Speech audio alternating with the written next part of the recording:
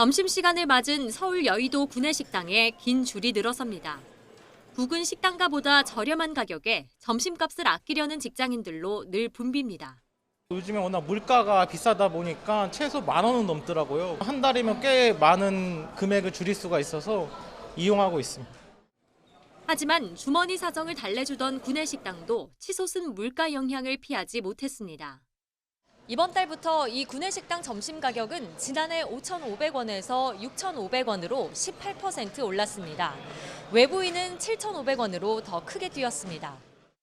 이상기후로 공급량이 줄어 식재료 가격이 크게 오르면서 지난해 외식 소비자 물가 지수는 1년 전보다 3%가량 올랐습니다.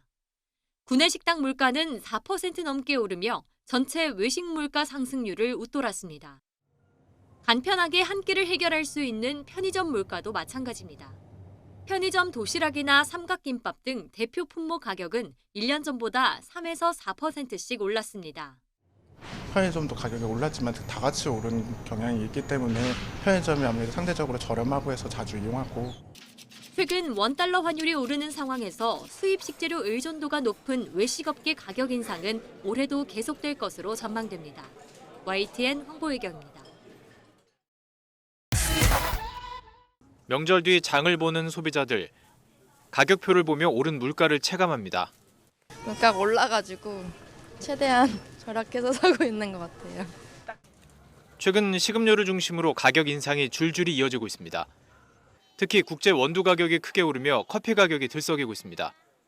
연휴를 앞두고 스타벅스와 풀바셋, 할리스는 커피 음료 가격을 일제히 200원에서 400원 올렸습니다. 원래는 4,000원이면 아메리카노 사 먹을 수 있을 정도였는데 보통은 요즘에 5,000원 이상은 하는 것 같아서. 우리나라에서 주로 수입하는 아라비카 원두 가격은 1년 사이 80% 정도 올라 이미 최고가를 경신했습니다. 커피업계는 고환율까지 맞물리면서 가격 인상이 불가피하다는 주장입니다. 가격이 오르는 품목은 커피뿐만이 아닙니다. 소스류부터 햄버거까지 다양한 식음료 품목에서 릴레이로 가격 인상이 이루어지고 있습니다. 비상계엄 이후 탄핵 정국으로 정부 장악력이 약해진 틈을 타 식음료 업계가 쉽게 가격 인상에 나서고 있다는 지적도 나옵니다.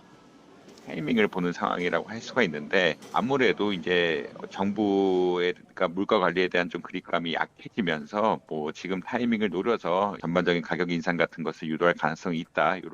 실제로 2017년 1분기 박근혜 대통령 탄핵 정국 당시 소비자 물가지수를 보면 식료품 및 비주류 품목의 상승률이 평균의 2배를 기록하면서 물가 상승을 주도했습니다.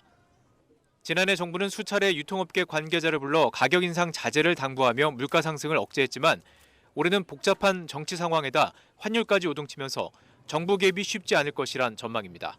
YTN 오동건입니다.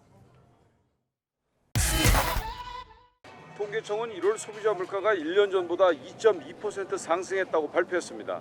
지난해 9월 1.6%로 둔화한 뒤 1%대를 유지하던 물가가 5달 만에 2%대로 뛰었습니다. 소비자 물가는 1%대 둔화 흐름 속에 10월 1.3%까지 떨어진 뒤 11월 1.5%, 12월엔 1.9%로 3개월 연속 오름세가 이어졌습니다. 1월의 2.2%는 지난해 7월 2.6% 이후 반년 만에 가장 높은 상승률입니다. 상승 흐름을 타고 있는 국제 유가와 원달러 환율이 물가를 끌어올린 주요 원인으로 분석됐습니다. 휘발유가 9.2%, 경유 5.7% 등 석유류 가격이 7.3% 올라 전체 물가를 0.27%포인트 끌어올렸습니다.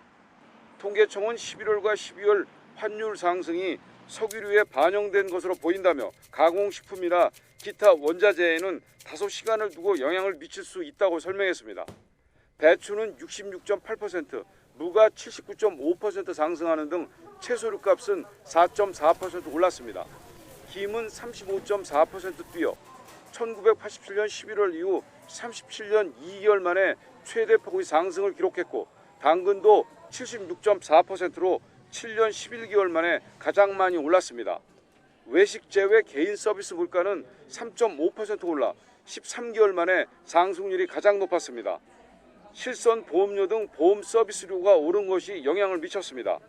식료품과 에너지를 제외하고 물가의 추세적 흐름을 보여주는 근원 물가는 1.9% 올랐습니다.